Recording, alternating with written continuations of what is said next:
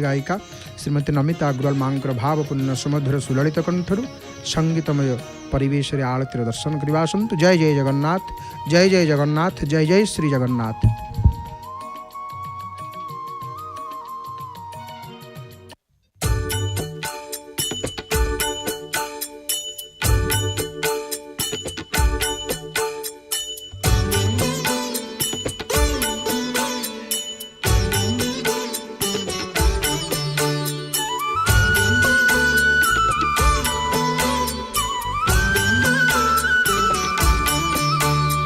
श्रिता कमल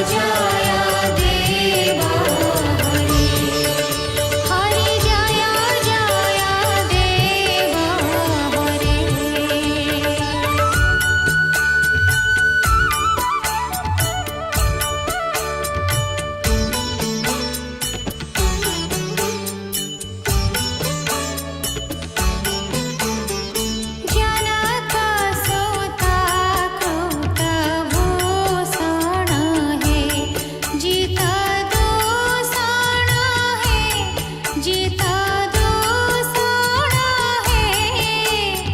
समारा शामित दशा कंठ जय जय देव हरे राधे कृष्ण हरे गोविंद गोपाल वसुदेव बाल नंद दुलाल जय जय देव हरे हरि जय जय देव हरे जय जय देव हरे हरि जय जय देव हरे जय जय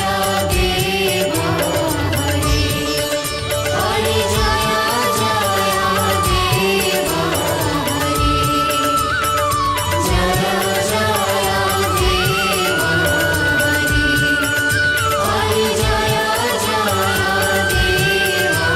हरे